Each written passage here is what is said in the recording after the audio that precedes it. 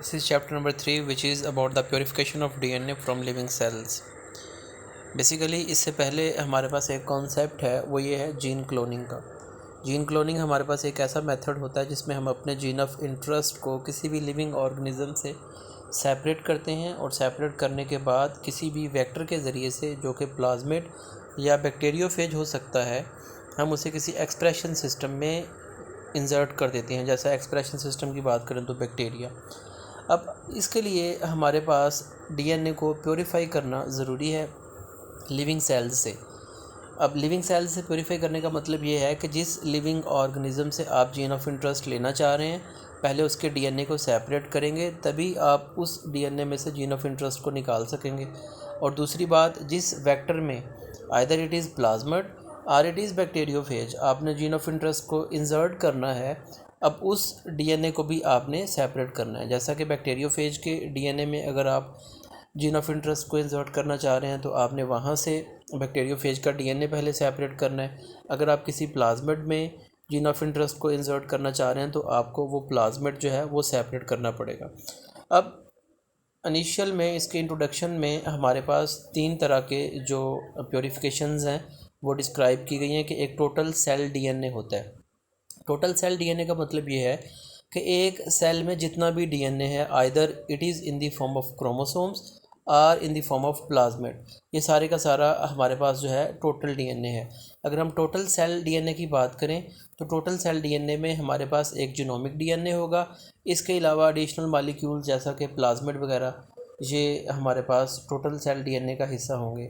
हमने इसको सेपरेट करना है। जो सेकंड चीज़ जिसको सेपरेट करना है वो ये है कि टोटल सेल डीएनए में से हमने प्लाज्मिड के डीएनए को सेपरेट करना है। मैंने पहले बताया कि हमारे पास 2 चीज़ें हैं जो कि वेक्टर के तौर पे काम करती हैं। एक उसमें प्लाज्मिड है, दूसरा वेक्टर है।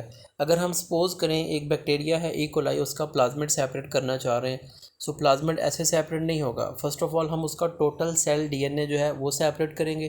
टोटल सेल डीएनए सेपरेट करने के बाद फिर हम उसका जीनोमिक डीएनए और उसका प्लाज्मिड डीएनए, इन दोनों को अलग करेंगे। सो जो सेकंड हम इस चैप्टर में चीज़ पढ़ेंगे वो ये है कि प्लाज्मिड के डीएनए को सेपरेट कैसे किया जाएगा। और जो थर्ड टॉपिक होगा इसमें हमारे पास वो ये होगा कि बैक्टीरियोफेज जो है, बैक्टीरियोफेज के डीएनए को हम कैसे सेपरेट करते हैं। बेसिकली ये 3 चीज़ें हैं जो हमने इसमें डिस्कस करनी है। वो ये है कि जीन ऑफ इंटरेस्ट को लिविंग ऑर्गेनिज्म से सेपरेट कैसे करना है, जीन ऑफ इंटरेस्ट के बाद हमने जो प्लाज्मिड है, प्लाज्मिड को कैसे सेपरेट करना है, और लास्ट पे है हमारे पास के जो बैक्टीरियोफेज है उसके डीएनए को कैसे सेपरेट करना है। Preparation of total cell DNA. The fundamentals of the DNA preparation are most easily understood by first considering the simplest type. Basically इसमें हमारे पास एक सिंपलेस्ट मेथड है जिसमें डीएनए जो है उसे कैसे सेपरेट करना है वो डिस्क्राइब किया गया है। यहाँ पे अगर हम बैक्टीरिया से डीएनए को सेपरेट करना चाहते हैं तो उसके जो मेथड्स यहाँ पे डिस्कस किए गए हैं उनमें हमारे पास फर्स्ट ऑफ ऑल हमने किसी भी बैक्टीरियल कल्चर को प्रिपेयर करना है। बैक्टीरियल जो कल्चर है उसे हम लिक्विड मीडियम में, या जिसे ब्रॉथ कल्चर कहते हैं, उसमें प्रिपेयर करते हैं। देन उसकी हमने सेंट्रीफ्यूगेशन कर लेनी है। सेंट्रीफ्यूगेशन में हमारे पास वो जो बैक्टीरिया हैं वो कंसनट्रेट हो जाएंगे। अब सेंट्रीफ्यूगेशन करने के बाद बैक्टीरियल जो सेल पैलेट्स बनेंगे, उन पैलेट्स की हमने लाइसेंस कर लेनी है। लाइसेंस से उसके कंटेंट्स जो हैं, जितने भी उसके अंदर मटेरियल है, वो सेल्स के अंदर से बाहर आ जाएगा मीडियम में। देन हमने सेंट्रीफ्यूगेशन के प्रोसेस से डीएनए को सेपरेट कर लिया या केमिकल प्रोसेस से, और अल्टीमेटली हमारे पास जो है डीएनए उसे हमने कंसनट्रेट कर लिया। सो ये हमारे पास बेसिक जो प्रोसीजर है डीएनए की एक्सट्रैक्शन का या डीएनए की प्योरीफिकेशन का या सेपरेशन का, उसके ये बेसिक जो हैं 4 स्टेप्स हैं। जी, यहाँ पे ये 4 स्टेप्स जो हैं ये मेंशन्ड भी हैं। इनमें सबसे पहले हमने बैक्टीरियल कल्चर को ग्रो करना है। ग्रो करने के बाद उसे हार्वेस्ट करना है। ग्रो करने का मतलब ये है कि हमने उसे किसी भी कल्चर मीडियम में उसका जो नंबर ऑफ़ सेल्स हैं उनको इंक्रीज़ करवाया है। उसके बाद हमने the cells are broken to open release their contents. Cells के ऊपर इंजाइम्स या डिफरेंट केमिकल्स जो हैं, स्पेशली लाइसोजाइम्स हम अप्लाई करते हैं, जिससे उनकी ब्रेकडाउन हो जाती है और उनका जो इंटरनल कंटेंट्स हैं वो रिलीज़ हो जाते हैं। अब जो सेल एक्सट्रैक्ट है उस सेल एक्सट्रैक्ट में हम जितने भी अननेसेसरी कंपोनेंट्स हैं जो कि हमारे एक्सट्रैक्ट का हिस्सा नहीं होने चाहिए उनको रिमूव करेंगे। अल्टीमेटली जो हमारे पास मटेरियल बचेगा दैट विल बी डीएनए, और उस डीएनए को हम कंसंट्रेट कर लेंगे। सो ये हमारे पास बेसिक 4 स्टेप्स हैं जो कि डीएनए की एक्सट्रैक्शन में इन्वॉल्व हैं। जी नेक्स्ट हमारे पास है growing and harvesting of the bacterial culture, कि हमने बैक्टीरियल कल्चर को ग्रो कैसे करना है और देन उसे हार्वेस्ट कैसे करना है। हार्वेस्ट करने का मतलब ये है how to use it for purification of DNA. Next हमारे पास most bacteria can grow without too much difficulty in the liquid medium. ज़्यादातर बैक्टीरिया ऐसे होते हैं जो लिक्विड मीडियम में या ब्रॉथ कल्चर में ईजिली ग्रो कर लेते हैं। जो कल्चर मीडियम है बेसिकली उसका पर्पज़ ये होता है कि कल्चर मीडियम ने एसेंशियल न्यूट्रिएंट्स प्रोवाइड करने होते हैं। कीप इट इन माइंड, कुछ बैक्टीरिया ऐसे होते हैं जिनको ग्रो करने के लिए न्यूट्रिएंट मीडियम के साथ साथ सरफेस एरिया भी रिक्वायर्ड होता है या अटैचमेंट साइट भी रिक्वायर होती है।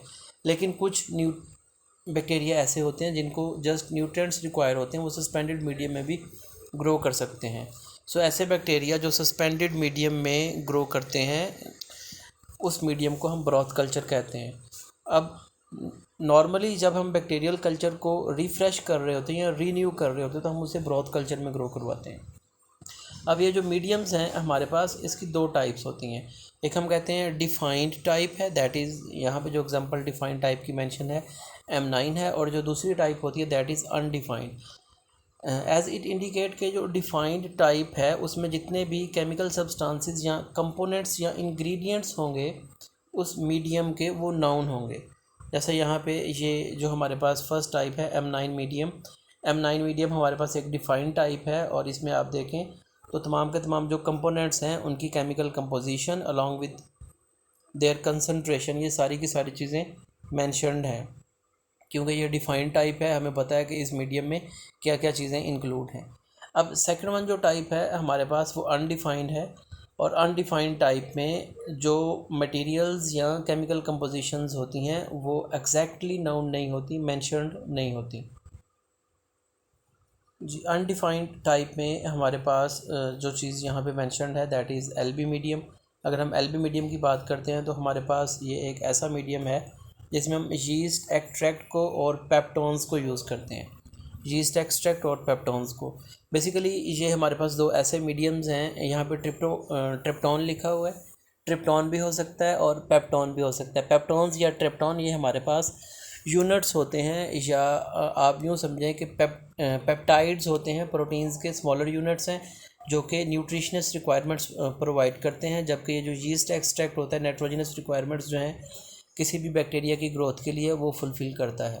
अब ये 2 तरह के मीडियम मेंशन्ड हैं। एक जो हमारे पास M9 मीडियम है दैट इज़ डिफ़ाइंड, कि उस मीडियम में एक एक जो चीज़ है उसकी केमिकल कंपोजिशन और कंसंट्रेशन दोनों नाउन है। जबकि जो हमारे पास सेकंड मीडियम है उसमें हमें केमिकल कंपोजिशन और कंसंट्रेशन नाउन नहीं है। नेक्स्ट हमारे पास कि इन दोनों में से इम्पॉर्टेंट मीडियम कौन सा है। सो जो डिफ़ाइंड मीडियम है वो ज़्यादा इम्पॉर्टेंट होता है। उसकी रीज़न ये है कि अगर हम बैक्टीरिया की एक्टिविटी को चेक करना चाहते हैं कि कौन सा बैक्टीरिया किस केमिकल कंपोजिशन में या कितनी कंसंट्रेशन में कैसी ग्रोथ शो करता है, तो हम डिफ़ाइंड मीडियम यूज़ करेंगे और आसानी के साथ हम उस बैक्टीरिया की जो ग्रोथ है उसको ऑब्ज़र्व कर सकते हैं, या किसी भी मटेरियल की कंसंट्रेशन का जो लिमिटिंग फैक्टर है उसके ऊपर उसे स्टडी कर सकते हैं। Defined medium must be used when the bacterial culture has to be grown under precisely controlled conditions। अगर हम बैक्टीरियल कल्चर को कंट्रोल्ड कंडीशंस में ग्रो करवाना चाह रहे हैं सो हम डिफाइंड कल्चर को यूज़ करेंगे, जिसे M9 कल्चर की हमने बात की है।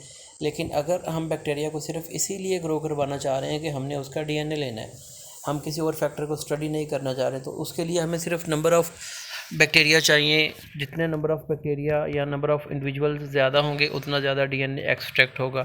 सो इसके लिए हम जो कम्प्लेक्स मीडियम है या अनडिफाइंड मीडियम है या LB मीडियम है उसे यूज़ करते हैं। अब इस मीडियम में ये होता है, इन LB मीडियम